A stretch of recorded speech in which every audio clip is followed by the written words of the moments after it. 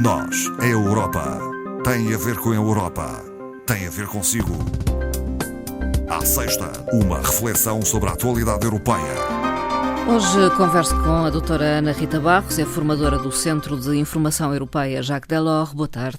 Boa tarde, Ana Marta. Doutora Ana Rita Barros, é inevitável falarmos do conflito Rússia-Ucrânia. Realizou-se ontem uma reunião extraordinária do Conselho Europeu. O que é que saiu dessa reunião? O Conselho foi convocado pelo Presidente, exatamente um Conselho extraordinário, para repensar algumas medidas que já tinham sido aplicadas à Rússia. Claro que o Conselho começou por afirmar o seu apoio à Ucrânia em termos financeiros, políticos e humanitários, como já tinha vindo a acontecer, e ao povo ucraniano, mas foi mais além, condenando a agressão militar, referindo a violação do direito internacional e sublinhando o direito da Ucrânia em escolher o seu destino, exigindo também a retirada imediata das forças. Mas isso são as intenções. São palavras, ou palavras pouco mais. Importantes, porque são dos líderes europeus, enfim, do mundo ocidental, mas é preciso agir no terreno da forma que a União Europeia e os líderes ocidentais conseguem. Podemos dizer que a invasão russa à Ucrânia apanhou desprevenidos os líderes europeus? Pronto, nós não podemos dizer porque eles têm sempre as suas fontes diplomáticas. Sim. Já haviam agudizar sim, eu penso que já deviam ter sido tomadas medidas antecipadamente relativamente a essa situação. Uma certa condescendência, entre aspas, dos líderes europeus, um acreditar nas negociações por a via diplomática, e foi-se deixando até aquilo que já se sabia, era anunciado, os americanos já tinham dito que era na quarta-feira, e foi exatamente até às coisas acontecerem, não é? Acreditou-se muito. Às vezes não pode ser assim. Acreditou-se muito na diplomacia, talvez. Na diplomacia e acreditou-se muito que, de facto, a Rússia não ia invadir a Ucrânia em termos bélicos. O Conselho Europeu condenou esta agressão e houve o estabelecer de algumas sanções? A aplicação das sanções, que já estavam pré-definidas, o agravamento das sanções e a sua aplicação imediata, principalmente em que sectores? No sector financeiro, bloqueando a possibilidade da dívida soberana russa aceder ao refinanciamento, e os sectores da energia e do transporte, como vimos com a posição alemã, bem como na aquisição por parte da Rússia de bens produzidos na Europa de dupla utilização. O que isto é? São bens que podem ser utilizados em termos militares, e estamos a falar, por exemplo, de centrifugadoras nucleares. Ou de componentes. Ou de outros componentes, mas também de natureza biológica, o que é complicado. Portanto, tanto civis como militares são estes bens. O controle e financiamento das exportações. Portanto, qual é a intenção? É visar sectores estratégicos da economia russa, enfraquecendo a sua base económica, congelando ativos e os acessos dos bancos aos financiamentos, a ver se a situação militar cede por aí. Penso que é de última hora uma informação de que também, que não tinha saído do Conselho Europeu, mas que os líderes europeus já anunciaram hoje relativamente aos bens pessoais de Putin, que não estava ainda definido ontem, mas que parece que vai ser aplicada no grupo de sanções. Portanto, e os líderes do 27 mostraram uma unanimidade relativamente a estas matérias, uma grande coesão na aplicação das sanções de forma vigorosa e com restrições, portanto, apertadas, principalmente no sector tecnológico, que é fundamental até para o próprio ataque. Já tinham sido visados com sanções alguns oligarcas russos. Russos, exatamente. Da mesma forma que a Bielorrússia também já tinha sido, mas são sanções que muitas vezes duram pouco tempo ou não se consegue aplicar, não é? Portanto, não serão suficientes? Talvez não sejam suficientes. E não sejam suficientes porque a União Europeia tem a coordenação de medidas de sanções relativamente ao mundo ocidental. Portanto, Estados Unidos, Canadá, Austrália, Japão. Faltam, no entanto, os blocos económicos importantes, que é o caso da China, que também tem um problema interno relativamente a Taiwan, de autodeterminação. Portanto, está a ver dentro aquilo que pode acontecer, mas, nomeadamente, um grupo que é importante e que é a Índia, onde nós ainda não ouvimos qualquer tipo de manifestação. Estas situações têm grandes implicações, porque não é de forma displicente que as sanções causam danos e os danos não são unilaterais. São colaterais, não é? E para isso podemos recordar que a União Europeia é o maior parceiro comercial da Rússia, representando, segundo dados de 2020, e 2020 é aquele ano que nós sabemos, em termos de desempenho, de 37,3% do seu comércio total. Há margem, ou houve à margem da reunião, determinadas posições muito fortes. Desde logo da Presidente do Parlamento Europeu, que apelou aos líderes uma tomada de posição clara, referindo mesmo a concessão dos vistos Gold, concedidos por alguns países europeus a muitos russos. Também apelou à implementação tão falada da União Europeia da Segurança e da Defesa.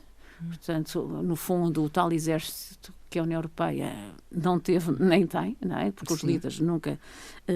uma decisão que vai sendo adiada, não é? Nunca tomaram uma posição nesse sentido que fosse unânime, da parte de alguns líderes europeus, mais dos países de leste, que pertenceram ao Pacto de Varsóvia, que sofreram na pele a Segunda Guerra Mundial, a pedir posições muito mais contundentes. O caso do primeiro-ministro polaco, que afirmou mesmo que a União Europeia está a comprar grande quantidade de gás e de petróleo e que o presidente russo aproveita esse dinheiro, o nosso dinheiro europeu, como ele disse, e transforma em invasão e agressão.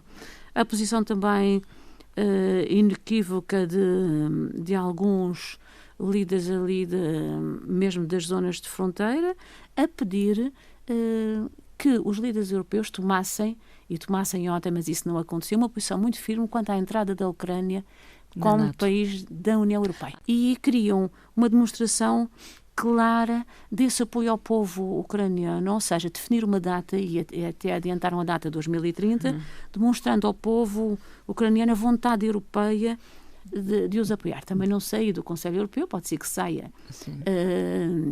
muito brevemente, porque os Conselhos Europeus ontem foi presencial e irão suceder nesta altura, mas esses líderes de leste a dizer mesmo se a União Europeia estagna no alargamento, outros não se coíbem de o fazer e de uma forma que não é pacífica, não é? Portanto, nós temos que pensar em alargar a União Europeia.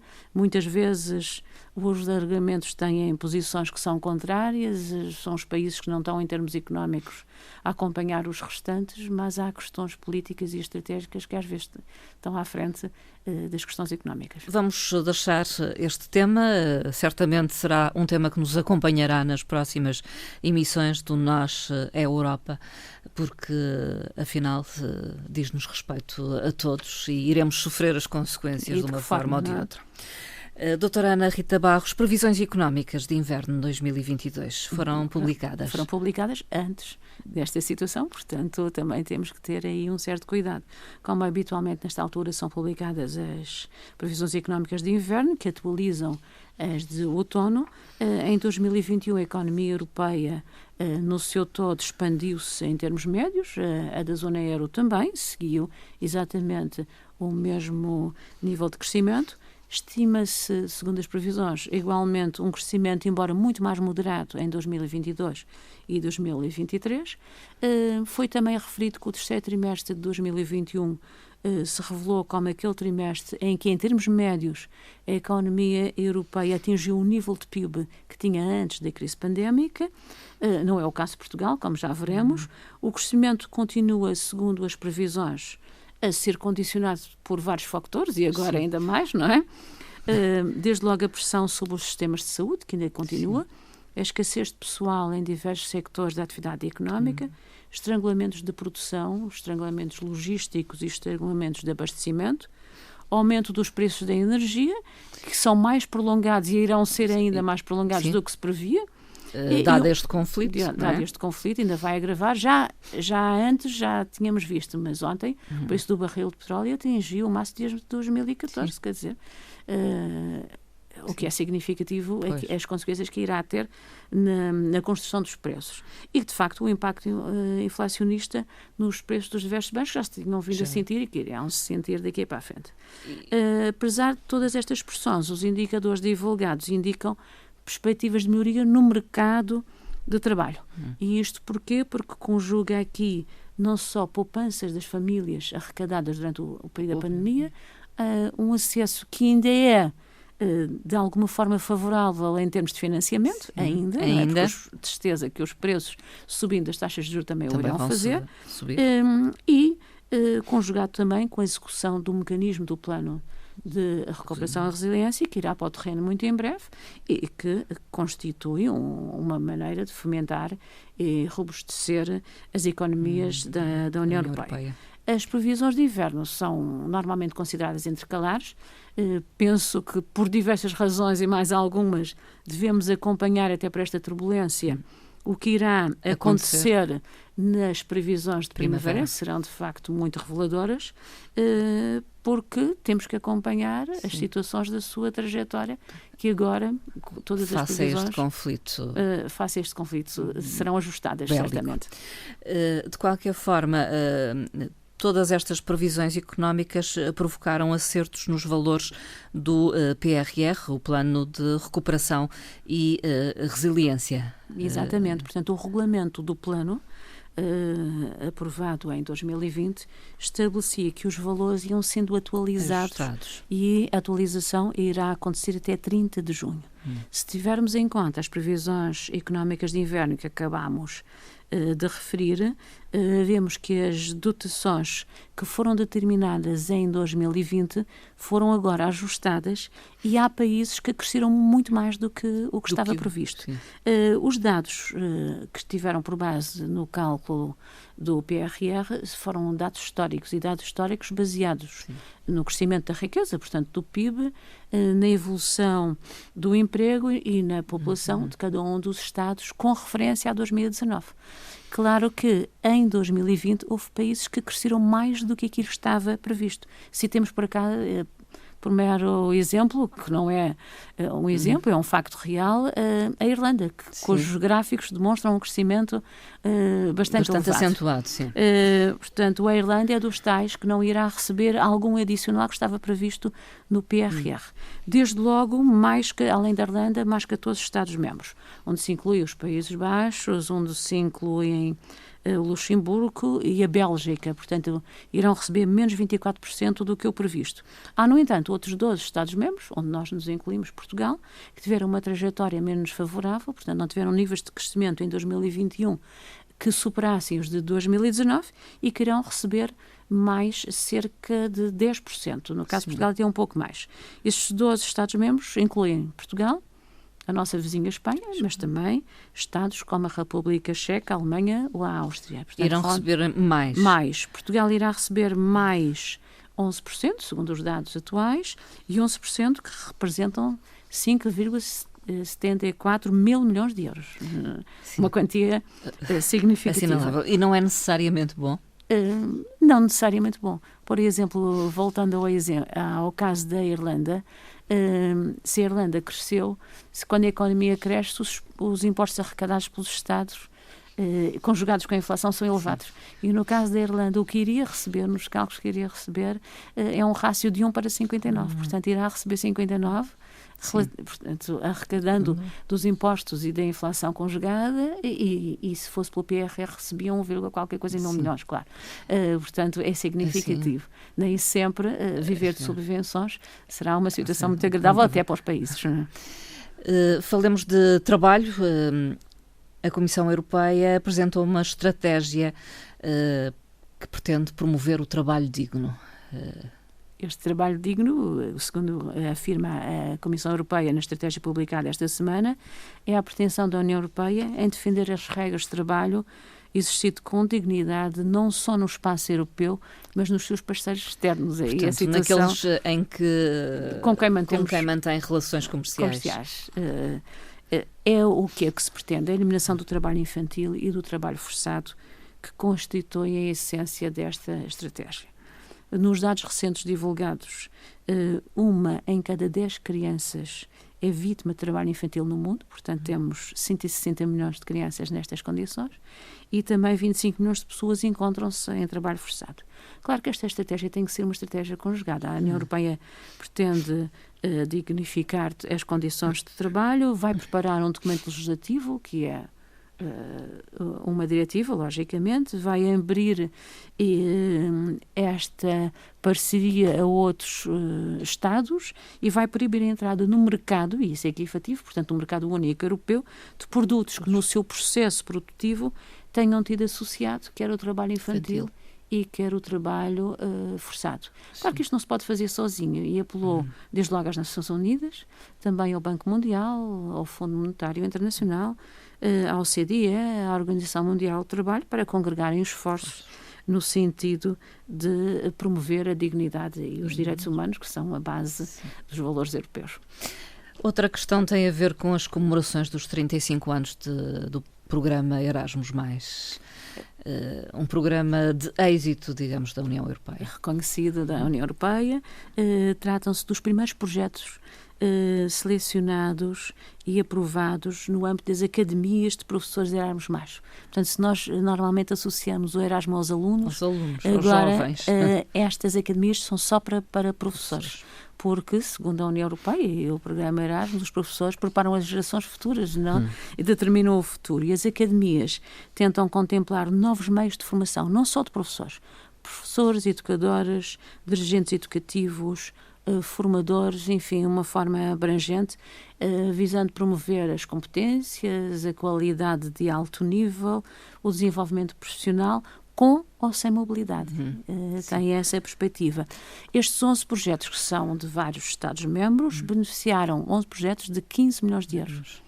É um valor significativo e são para implementar nos próximos 3 anos. Abarcam a educação de crianças, essencialmente dos 0 aos 6 anos. Pré-escolar é cada vez mais fundamental.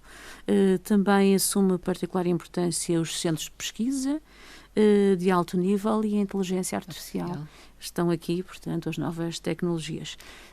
Também uma referência que as candidaturas, como este projeto foi agora atribuído, as candidaturas para novos projetos das academias de professores Erasmus+, encontram-se abertas entre o período de 15 de março a 7 de setembro. Podem concorrer comunidades profissionais, desde sindicatos ou organizações, mesmo escolas, sim, ou conjuntos de escolas, normalmente são comunidades, portanto, associações criadas para este efeito mesmo da formação nestas áreas dedicadas a professores, voltamos a frisar, com ou sem mobilidade. Não é? Um marco, então, 35 anos do programa europeu Erasmus+. Nesta ocasião foram anunciados esses conjuntos de projetos. Anunciamos também aqui candidaturas ao Summer Camp 2022.